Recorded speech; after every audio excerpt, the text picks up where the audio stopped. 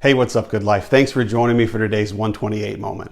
In 1960, McDonald's operated only 200 restaurants, and this year they have 36,000 worldwide, and our country has more than 250,000 fast food restaurants on every corner. With their speed and their convenience, 1 out of every 4 Americans will eat at least one fast food meal on any given day. And you know that stat, it affects more than what we see on the scale. It affects the way that we see everything. There was a study conducted at the University of Toronto on the effects of fast food culture on the way that we live. They took the subjects and they showed them a simple video presentation, but they had subliminal messages flash on the screen with logos for McDonald's and KFC, Taco Bell, Burger King, Wendy's. You get the idea. But the control group in the experiment, they didn't see any of those corporate logos. But then they took the two groups and they asked them to do an unrelated task. And the fast food group, they tried to complete it faster than the non-fast food group. In a similar experiment, they flashed fast food images to students and it made them less able to sit back and relax and enjoy music. A third experiment showed that people who were exposed to fast food logos showed a greater reluctance to saving money. Our culture not only changes our eating habits, it fundamentally alters our perception of time. It's not easy to have patience in our frantic fast food world.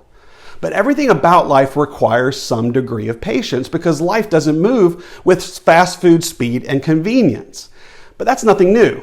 As we draw closer to Christmas, consider how long we had to wait for the first Christmas. Not your first one, but the first Christmas when Christ was born. The coming of the Messiah was first promised all the way back in Genesis chapter 3, and God's people had been waiting for his Messiah for thousands upon thousands of years. Many of them lived and died waiting for God's promise to be accomplished.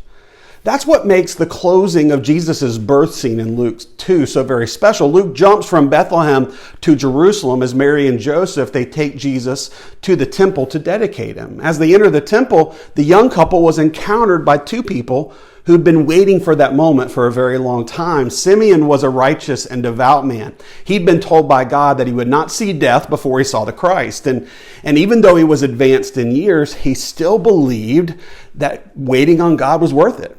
And so because Mary and Joseph, when they walked into the temple, God told Simeon that their baby was the Messiah. And Simeon got to hold baby Jesus and he praised God saying that my eyes have seen your salvation. Simeon's long wait was over. And in the temple on that same day was an 84-year-old widow named Anna. Ever since her husband had died, she devoted herself to God's service with prayer and fasting in the temple day and night. And once she saw baby Jesus, she told everyone that Israel's long-awaited redemption had arrived. These two old saints were given the privilege of seeing their long-held hopes fulfilled. But remember, thousands of years passed between God's promise and Christ's birth. And still, God was faithful to fulfill his promise, and the patience of his people was not in vain.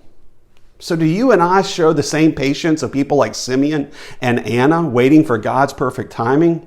You know, you may have been struggling with the same issue or the same heartache for many, many years. And when that happens, our tendency is to quickly resort to questioning God by asking, why has this happened or when will this end? But God's plan for us is to make us more like Jesus, and often, if not always, that takes time. So as you look back on the year that was and look forward to the year that will be, how can you and I grow in our patience as we wait for God's perfect timing? And as you look forward toward Christmas coming up, remember God's perfect timing is always worth waiting for.